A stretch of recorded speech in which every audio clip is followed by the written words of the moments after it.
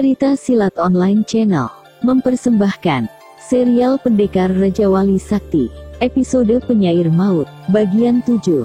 Kumbara duduk diam tanpa berkata-kata, begitu mendengar pengakuan Baruna yang gamblang dan penuh penyesalan. Saat ini dia tidak tahu apa yang ada di dalam hatinya, apalagi untuk menentukan sikapnya. Penuturan Baruna yang bernada penuh penyesalan itu membuat Kumbara tersentuh hatinya. "Aku menyesal, aku tidak pernah berpikir sampai ke situ, Kumbara," kata Baruna. "Hah." Kumbara hanya menarik napas panjang saja. Sementara itu Rangga hanya memperhatikan tanpa bicara sedikit pun, dan tidak ingin mencampuri persoalan pribadi kedua orang itu. Dia sudah senang melihat Baruna menyadari semua kesalahannya. "Aku akan terus merasa berdosa jika kau tidak memaafkanku, Kumbara," kata Baruna lagi.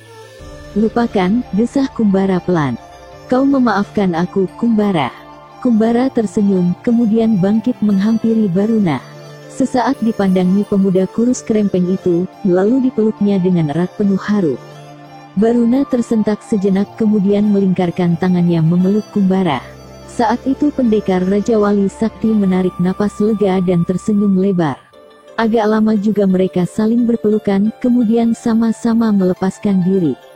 Beberapa saat masih belum ada yang bicara, hanya sinar mata mereka saja yang banyak mengeluarkan kata-kata. Kumbara kembali melangkah mundur dan duduk di tempatnya semula pada sebatang pohon besar yang tumbang. Sedangkan Baruna juga duduk di atas sebongkah batu. "Aku tahu, siapa-siapa saja yang selalu mengusir dan mencaci maki aku. Aku juga tahu kalau mereka berbuat begitu bukan dari hati nurani sendiri," kata Kumbara setelah lama terdiam. "Benar, mereka berbuat begitu untuk menunjukkan kesetiaan pada Raden Gelagah. Mereka tidak akan membencimu lagi jika Raden Gelagah terusir dari desa Komering Ilir," sambung Baruna. "Kau sudah melakukannya, Baruna. Tapi aku tidak mampu menghadapinya seorang diri. Mereka begitu kuat dan banyak jumlahnya," Baruna mengakui terus terang.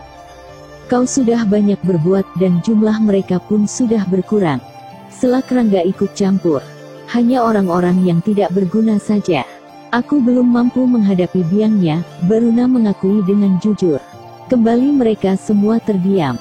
Agak lama juga mereka tidak ada yang membuka suara. Masing-masing sibuk dengan pikirannya. Rangga bangkit berdiri dan melayangkan pandangannya ke arah desa Komering Ilir. Sebenarnya dia tidak ingin terlibat terlalu jauh. Tapi melihat keadaan dua orang pemuda yang tampak tidak berdaya menghadapi mereka yang telah membuatnya sengsara, hatinya tidak mungkin berdiam diri begitu saja. "Aku akan membantu kalian," kata Rangga tanpa membalikkan tubuhnya. "Oh, benarkah?"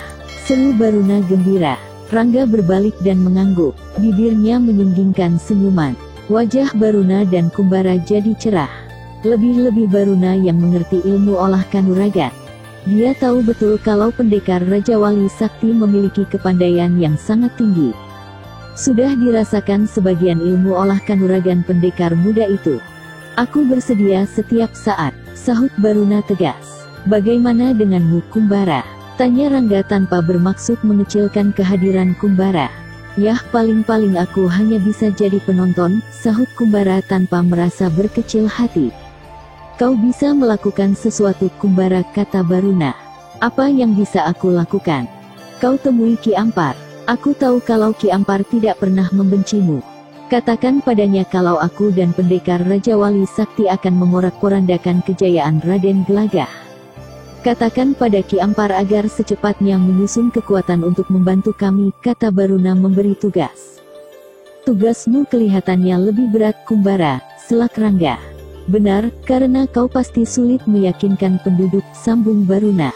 "Aku akan coba," sahut Kumbara bersemangat. "Bagus," sambut Rangga tersenyum senang. "Kapan kita mulai?" tanya Kumbara. "Sebaiknya besok saja. Akan kuselidiki dulu kekuatan mereka," sahut Baruna. "Sampai sekarang mereka belum tahu siapa penyair maut yang sebenarnya. Dengan demikian aku bisa bebas berkeliaran tanpa ada seorang pun yang mencurigai." "Kutunggu beritamu besok," kata Rangga. "Kalau begitu, aku kembali dulu.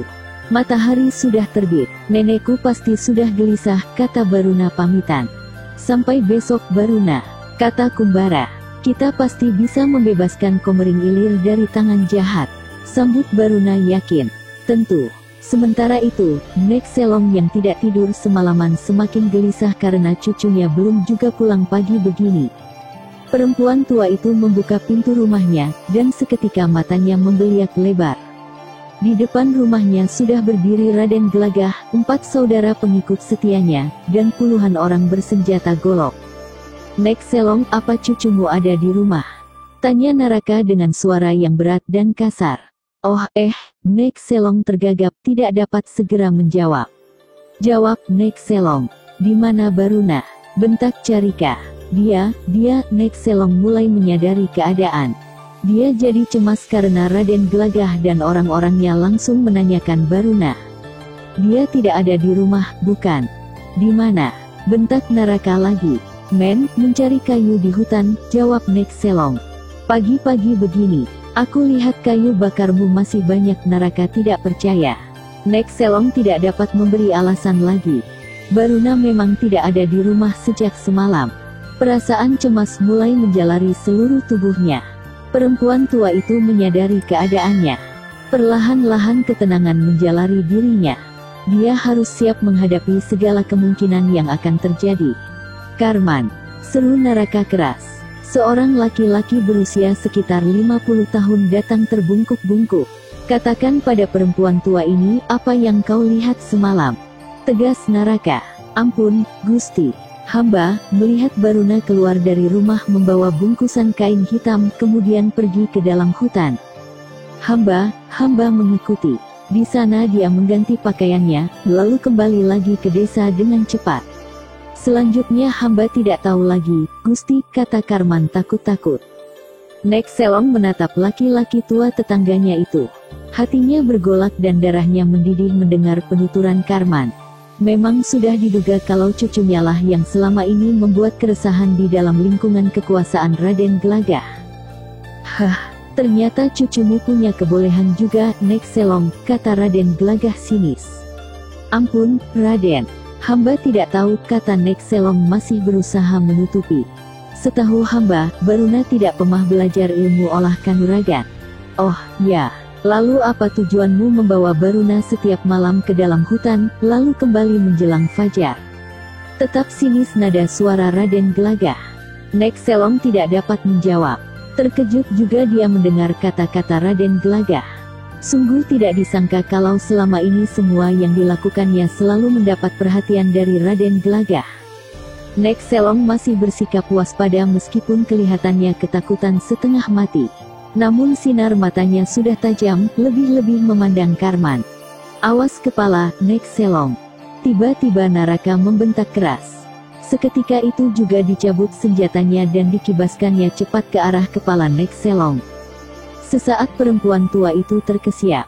Dengan gerakan sedikit, ditarik kepalanya ke belakang. Tebasan Naraka lewat di depan wajahnya. "Bagus," dengus Raden Gelagah. "Rupanya kau punya isi juga, perempuan tua." Nek Selong mengumpat dalam hati. Rupanya serangan Naraka hanya bersifat mencoba saja. Nek Selong menyadari kalau kedoknya sudah terbuka sekarang. Tiba-tiba saja perempuan tua itu melesat ke atas dan menjebol atap rumahnya. "Hiya!" Raden Gelagah langsung melentingkan tubuhnya ke atas dan cepat mengirimkan 2 pukulan beruntun. Nek Selong memutar tubuhnya menghindari pukulan yang mengandung tenaga dalam sangat tinggi itu, kemudian dengan manis mendarat di tanah tepat pada lingkaran orang-orang Raden Gelagah. Pada saat yang sama, Raden Gelagah juga mendarat dengan manis. "Tidak kusangka, ternyata di daerah kekuasaanku ada tikus yang menggerogoti lumbungku," kata Raden Gelagah sinis. "Kau yang menggerogoti lumbung kami, perampok busuk," dengus Nek Selong tidak lagi berbasa-basi. "Hahaha." Raden Gelagah tertawa terbahak-bahak. "Biarkan kami yang membereskan perempuan tua laknat itu, Raden," kata Naraka. Raden Gelagah bergumam kemudian melangkah mundur 2 tindak. Naraka dan ketiga adiknya melompat ke depan. 4 bersaudara itu segera mengepung dari 4 jurusan. Nek Selong memutar tubuhnya perlahan-lahan. Matanya tajam menatap satu persatu orang yang mengepungnya. Gerahamnya bergemeletuk saat matanya menatap Karman. "Ya!" Tiba-tiba saja Nexelong berteriak keras dan tangannya bergerak cepat mengebut ke arah Karman. Sebuah pisau kecil keperakan melesat cepat bagaikan kilat. Pisau itu tidak terbendung lagi, kontan menghunjam dada Karman.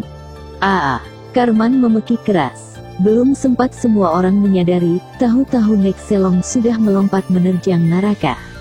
Tentu saja Naraka terkesiap, namun dengan cepat dia melompat mundur ke belakang sambil mengibaskan senjatanya ke depan. Nexelong melentingkan tubuhnya sambil mengirimkan 2 pukulan beruntun ke arah Carika. Carika membanting tubuhnya ke tanah dan kakinya terangkat mengirimkan 1 tendangan bertenaga dalam cukup tinggi. Nexelong kembali melentingkan tubuhnya. Kali ini yang jadi sasaran adalah Mandaka. Tapi belum sempat menerjang saudara bungsu itu, Naraka sudah melompat sambil mengibaskan senjatanya. Nexelong mengurungkan serangannya. Diputar tubuhnya menghindari tebasan senjata Naraka. Dan begitu kakinya menjejak tanah, 1 serangan cepat dilancarkan ke arah dada Naraka. Namun pada saat itu, Balika menerjang sambil mengayunkan senjatanya. Nexelong segera menarik serangannya pada Naraka, dan memutar tubuhnya memapak serangan Balika. Pada saat itu, Carika melompat sambil mengibaskan goloknya ke arah pinggang. Nexelong tidak mampu lagi berkelit. Senjata Carika merobek pinggangnya cukup lebar. Darah pun mengucur tanpa dapat dibendung lagi. Nexelong terhuyung-huyung dengan tangan kanan menekap luka pada pinggangnya. Nexelong mendengus. Hahaha. Raden Gelagah tertawa terbahak-bahak. Pada saat itu, hampir seluruh penduduk desa Komering Ilir sudah berkerumun pada jarak yang cukup jauh. Mereka ingin menyaksikan Nexelong mempertahankan nyawanya dari orang-orang Raden Gelagah. Tak dapat dikatakan bagaimana air muka mereka pada saat itu. Tapi Ki Ampar yang berada di antara mereka, memandang Nexelong dengan sinar mata penuh iba dan hati bergetar. Bunuh dia! Seru Raden Gelagah keras. Seketika itu juga 4 bersaudara berlompatan menyerang Nexelong dari 4 arah. Perempuan tua itu memutar tubuhnya cepat. Kedua tangannya terentang lebar, dan pada tangannya terlihat seberkas cahaya keperakan. Nexelong memutar tubuhnya cepat, sehingga yang terlihat hanya bayangan tubuhnya yang berputar bagai gasing. Terang, terdengar senjata beradu. Tampak Naraka dan Carika terpental. Sedangkan Balika dan Mandaka serempak melompat mundur. Naraka dan Carika terperanjat begitu melihat senjatanya terpenggal jadi 2 bagian. Sementara Nexelong sudah berdiri tegak. Tangan kanan dan kirinya menggenggam pedang pendek berwarna keperakan. Pedangnya sangat tipis dan bentuk serta ukurannya serupa seperti yang dimiliki Baruna. Setan belang, kau tangguh juga rupanya perempuan edan. Geram Raden Gelagah. Nexelong hanya mendengus saja. Mampus kau. Raden Gelagah tidak bisa lagi menyimpan kemarahannya. Bagaikan kilat diterjangnya perempuan tua itu sambil menghunus pedangnya. Nexelong mengangkat senjatanya memapak tusukan pedang Raden Gelagah, sedangkan senjata di tangan kirinya ditusuk ke arah perut. Raden Gelagah menggenjot tubuhnya ke atas dengan pedangnya dibenturkan pada senjata di tangan Nexelong. Dengan kecepatan yang sukar diikuti mata, kaki Raden Gelagah berputar cepat ke arah dada. Nexelong terkesiap sesaat, buru-buru ditarik mundur tubuhnya. Namun Raden Gelagah malah berputar di udara, dan tangan kirinya menghajar punggung Nexelong. Nexelong memekik tertahan. Tubuhnya terdorong keras ke depan. Tepat pada saat itu, Mandaka melompat sambil menusukkan senjatanya ke depan. Saat itu Nexelong tidak mungkin lagi bisa berkelit. Ujung senjata Mandaka kontan menancap di dadanya hingga tembus ke punggung. Nexelong menjerit melengking tinggi. Tapi pada saat yang sama, ditusukkan pedang tipisnya ke tubuh Mandaka sebelum orang itu sempat melompat mundur. Mandaka menjerit melengking. Sesaat 2 orang itu masih berdiri tegak dengan tangan memegangi tangkai senjata masing-masing yang terbenam di tubuh lawan masing-masing. Dengan sisa tenaganya, Nexelong mengayunkan senjata yang sebuah lagi dan ditancapkan ke leher Mandaka. Beberapa saat kemudian, tubuh mereka ambruk dan menggelepar di tanah. Darah mengucur deras dari tubuh yang tertancap senjata lawan masing-masing.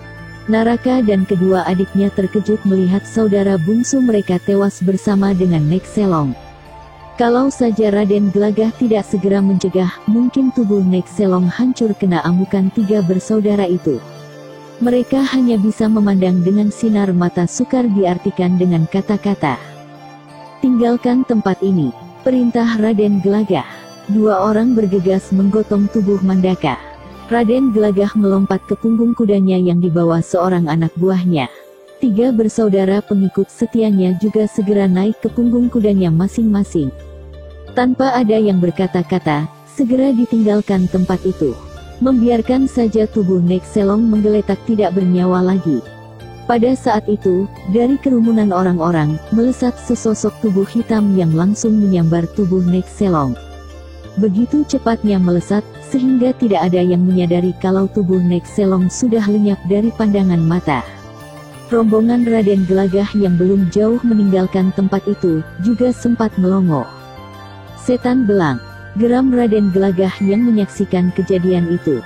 Dia pasti Baruna, dengus Naraka. Kejar, bunuh keparat itu, perintah Raden Gelagah. Tanpa membuang-buang waktu lagi, Naraka dan kedua adiknya segera menggebah kudanya ke arah bayangan hitam itu melesat pergi sambil membawa Nek Selong yang sudah tidak bernyawa lagi. 20 orang bersenjata golok mengikutinya dari belakang. Sedangkan Raden Gelagah segera memacu kudanya kembali menuju ke istananya. Masih ada sekitar 30 orang lagi pengikutnya yang kini bersamanya kembali ke satu-satunya bangunan besar di desa Komering Ilir. Para penduduk desa Komering Ilir segera masuk kembali ke dalam rumah mereka masing-masing. Sementara Ki Ampar dan beberapa orang tua serta sebagian anak muda masih tetap berkumpul. Ki Ampar berkata sesuatu dengan singkat. Kemudian, mereka yang berjumlah tidak kurang dari 20 orang itu, bergegas berjalan mengikuti Ki Ampar. Entah apa yang mereka rencanakan. Selanjutnya episode Penyair Maut bagian 8. Masih bersama cerita silat online channel. Jangan lupa like and subscribe. Terima kasih.